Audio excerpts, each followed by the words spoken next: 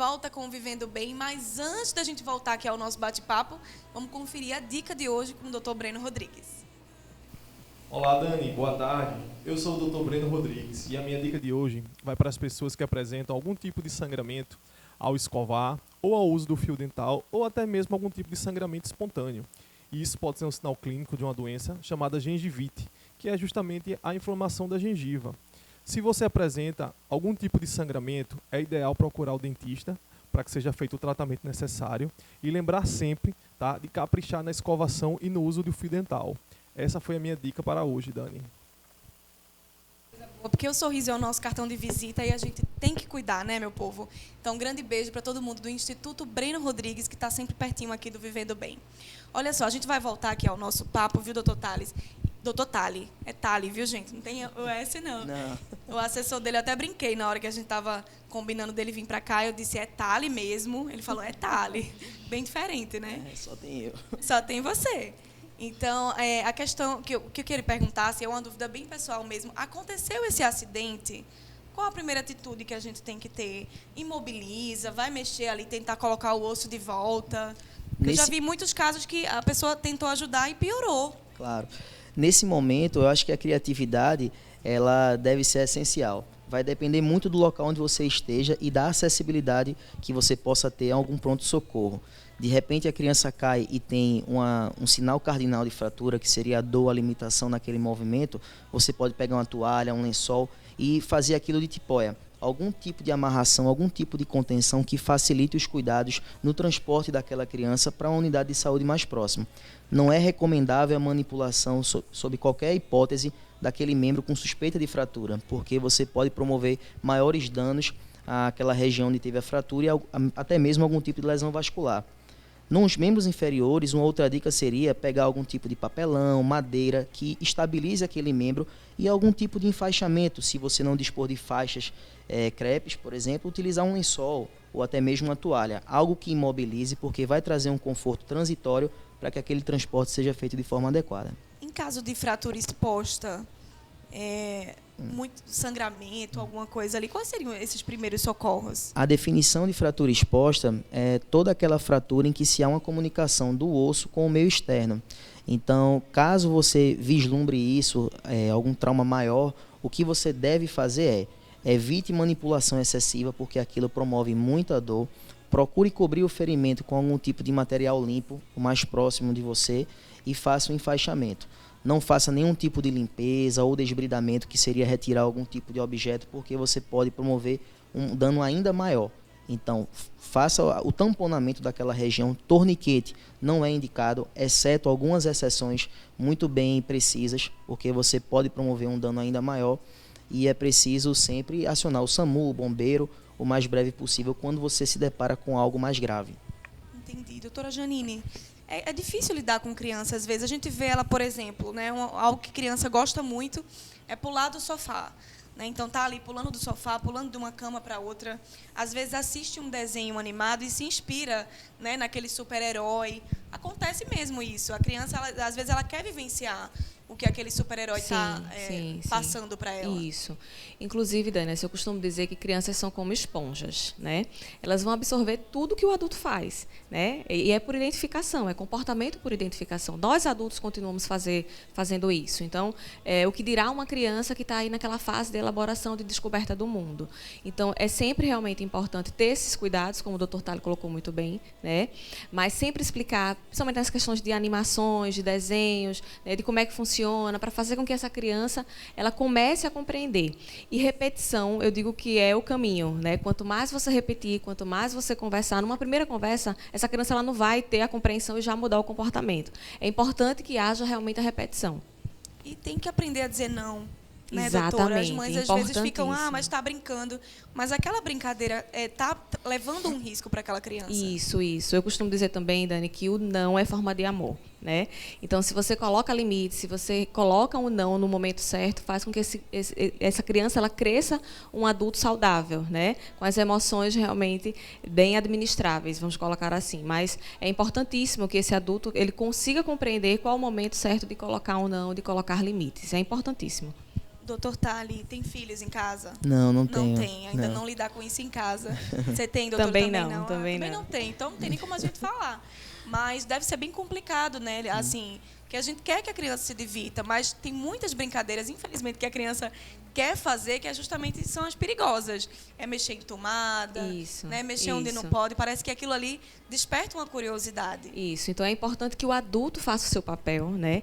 E estabeleça algumas brincadeiras que sejam realmente mais direcionadas, né, para essa questão até do cuidado, né? Enfim, de resguardar a saúde física dessa criança. Então, muitas vezes, lançar mão de, como ele colocou, da criatividade, isso vale para as brincadeiras também entre pais e filhos, né? Então, pintura, modelagem, né, são brincadeiras que você pode utilizar e tentar tirar a atenção dessa criança para uma brincadeira mais perigosa, de repente. Já teve algum caso bem assim bizarro que você poderia compartilhar aqui com a gente, que você recebeu? Disse, meu Deus, não acredito que essa criança fez isso. Plantão nas urgências públicas sempre são caixinhas de surpresa. Então, varia muito de dia para dia, a proximidade das férias, o tempo quando está bom também se influencia. Quando chove, normalmente a gente observa uma incidência menor. Mas, recentemente eu me deparei com um trauma e que é interessante porque você vê a angústia nos olhos dos familiares. As pessoas se sentem culpadas, às vezes, por fazer algum tipo de condução inadequada. Um certo caso, agora há pouco, um avô estava com a criança na região aqui do pescoço, na cacunda, como a gente chama. E aí a criança fez uma projeção para pular do colo da região do cervical do avô. E o avô segurou pela perna. Na hora que ele fez isso, houve um trauma espiral e a criança de 1 ano e 1 mês acabou fraturando o fêmur. E essa família precisou se deslocar quase 300 quilômetros para Recife para a gente fazer o tratamento. Então você imagine a celeuma que foi na família, desde o trauma da fratura em si até mesmo o dano psicológico e nas inter-relações dos familiares. Entendeu? Então é nosso papel também nesse momento não só tratar a fratura, mas tentar amenizar essa situação que acontece dentro das E famílias. para esses casos, existem emergências que funcionam 24 horas. Isso. Existem as portas abertas, né, no Serviço Único de Saúde, que seriam as UPAs, policlínicas, e diante de um diagnóstico do médico no atendimento inicial, ele direciona para as unidades que têm a capacidade de fazer o atendimento. Aqui em Pernambuco a gente tem algumas unidades que têm UTIs pediátricas, em caso de algumas indicações, hospitais de grande porte como HR, Otávio de Freitas, Getúlio Vargas. Então esse direcionamento é feito após um atendimento inicial. Muito bacana. Férias chegando, doutora Janine. Como ele mesmo comentou agora, muito importante, os acidentes em casa com crianças aumentam bastante, porque elas estão em casa, né? O que você indicaria para as mães que estão em casa, de atividades que a criança pode estar se envolvendo para evitar ali aquela criatividade dentro de casa? Isso, é importantíssimo preencher o tempo dessa criança. Muitas vezes eu escuto relatos de pais responsáveis, mas ela tem muita energia, o que eu vou fazer, o que eu posso fazer para liberar essa energia? Então, é brincar com essa criança, né? Voltar realmente à fase da infância, fazer brincadeiras de modelagem, como eu coloquei, né? Às vezes de pintura, né? De encenar alguns personagens, né? Colocar em alguns esportes, isso também ajuda bastante. Mas, principalmente, pensar que as crianças, elas são crianças, então você não vai fazer programações de adultos, né? Então, shoppings, por exemplo, são ambientes que têm muito estímulo, e são estímulos que muitas vezes elevam essa questão da ansiedade, porque reflete nessa questão do consumo. Então, é importante pensar que a gente tem praia, tem parque, né? Tem uma série de outras situações que você pode direcionar e fazer com que essas crianças elas estejam equilibrando essa ansiedade, né? Utilizando a energia delas no momento e nas questões mais adequadas, né? Para o que se refere da infância, né? É pensar que são crianças e precisam realmente viver isso, vivenciar a infância.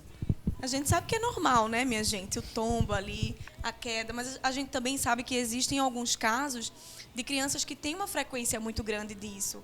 E, às vezes, o motivo pode ser a desobediência. Então, eu queria lhe perguntar como lidar com isso e o que os pais costumam fazer inocentemente, né, ali sem perceber de errado, que acabam contribuindo ali para essa desobediência. Então, Dani, o que é importante? Ficar sempre atento nessa frequência e nessa intensidade, né?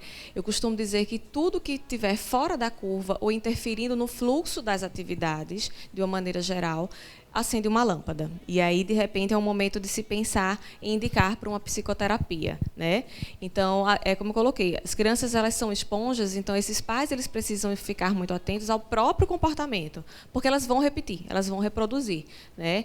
Então, às vezes, se você exige uma coisa dessa criança, mas você faz o contrário, o exemplo que vai ficar na cabeça dela é justamente da tua ação, da tua atitude, e não do teu discurso. Muito bom ter vocês aqui, coisa boa. Prazer foi Agora, meu. já encerramos? Não, minha gente, vamos conversar mais um pouquinho. Muito bom, doutora Janine, ter você aqui. Muito obrigada pelo Eu que alerta. agradeço. Né? Deixa a tua mensagem para as mamães. Fiquem tranquilas, aumentem aí a porcentagem de diálogo em casa, conversem mais, né, doutora? Isso, exatamente. Né? Comunicação é estratégico. Então, é pensar que quanto mais você conversar com as crianças, elas vão entender, sim. Às vezes, eu digo sempre também que você pode ter uma criança de 4 anos em casa que é a líder, né? Ela que está tomando conta e liderando as relações. Mas seja você o adulto, né? Os pais responsáveis, que são os adultos, eles que vão lançar mão dessa orientação e da formação da personalidade dessa criança. Pode deixar, então, o teu contato. Tem aí o Instagram da doutora Janine. Terapias crianças podem fazer e devem cuidadamente, né, doutora? Sem dúvida, sem dúvida. Para você ter ideia, eu tenho um paciente de 3 anos de idade. Então, não existe... Às vezes as pessoas perguntam também, a partir de qual idade, né, que deve levar uma criança? A partir do momento que você observar que tem alguma coisa fora da curva. Ficar sempre atenta à intensidade e frequência de algum comportamento inadequado. Olha aí, fica o convite, então, para as mamães. Doutor Tali também pode deixar o seu recado, onde é que você atende, fica à vontade. Joia, eu acho assim, a gente não pode querer restringir as atividades da criança. Claro que tem que ter todo o cuidado em vários cenários que se apresentar, seja na praia, na casa do amiguinho, mas fundamentalmente estimulem seus filhos a brincar. O que a gente observa é a grande quantidade de uso de tecnologia, como celulares, tablets, que promovem outras lesões, diferentemente de fraturas, que seriam os microtraumas, tendinites, alterações oculares, e que isso é um problema da vida moderna que a gente precisa readaptar ao cotidiano dos pais. As crianças precisam ser estimuladas a ir para o futebol, para a natação, para o balé. Tem que se mexer porque essas criaturinhas estão em fase de desenvolvimento. Então, todo estímulo é necessário para que ela tenha um crescimento saudável. Muito obrigada mais uma vez por vocês terem vindo. Eu que agradeço. Para vocês que estão em casa, eu desejo um final de semana abençoado. Lembrando de mandar um beijo enorme para todo mundo da loja Persone e também para todo mundo do salão Siag Beauty, tá? Grande beijo, fica com Deus. Sábado que vem temos um encontro marcado. TV Nova em todo lugar. I let it all out. I let in the stranger. I let